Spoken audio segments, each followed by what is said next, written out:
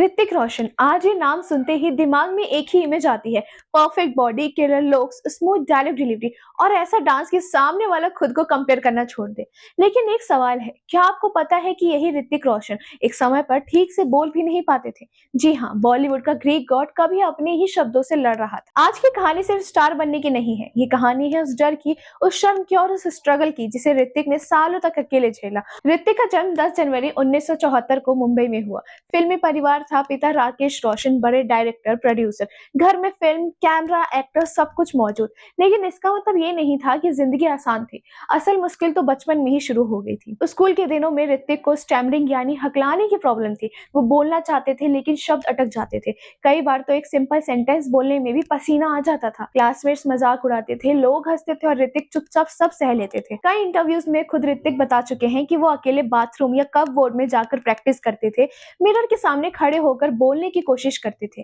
कभी कभी तो डर इतना बढ़ जाता था कि वो लोगों के सामने बोलने से ही बचते थे। इमेजिन करो, फ्यूचर का सुपरस्टार और स्टेज पर बोलने से डर। लेकिन यहीं पर कहानी ट्विस्ट लेती है। ऋतिक ने हार नहीं मानी, उन्होंने खुद से फाइट करना शुरू किया। उन्होंने रोज अखबार पढ़ना शुरू किया, हिंदी, इंग्लिश, उर्दू जो भी मिला जोर जोर से पढ़ते थे। स्पीच थेरेपी ली, प्रोनाउंसिएशन सुधारी और सबसे जरूरी बात, पेशेंस रखा। धीरे धीरे शब्द साफ होने लगे, कॉन्फिडेंस आने लगा। अब यहाँ एक बात जानना बहुत जरूरी है। अधिकतर लोग सोचते हैं कि ऋतिक की स्टैमरिंग बचपन तक ही थी, लेकिन सच ये है कि ये प्रॉब्लम उनके टीनेज ईयर्स तक बनी रही। यहाँ तक कि फिल्मों में आने के बाद भी कभी कभी उन्हें एक्स्ट्रा एफर्ट लगाने पड़ते थे। यही वजह है कि बाद में ऋतिक ने स्टैमरिंग से जूझ रहे बच्चों के लिए भी सपोर्ट किया। उन्होंने ओपनली इस प्रॉब्लम पर बात की ताकि लोग शर्मिंदा ना हो।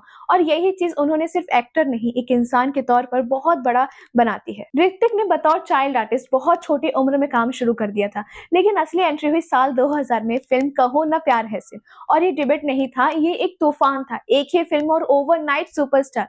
लेकिन यहाँ भी कहानी खत्म नहीं होती।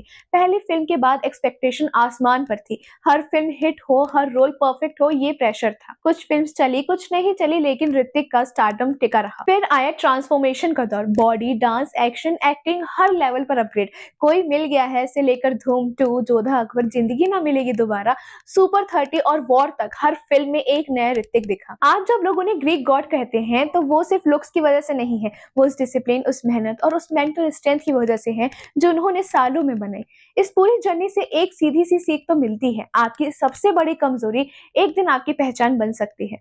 बस शर्त यह है कि आप भागो मत, लड़ो रोज चुपचाप।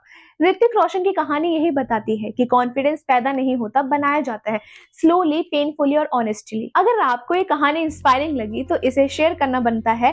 कमेंट में बताओ ऋतिक की कौन सी फिल्म आपको सबसे ज्यादा पसंद आई। इसी के साथ बताते रहेंगे आपको इसी तरह की बातें जो आपके दिलचस्प है। चैनल को जरूर सब्सक्राइब करें, वीडियो को जरूर लाइक करें, क्योंकि आपके क्लिक से हमें हिम्मत मिलती है। ये है द रैंक पॉइंट मीडिया।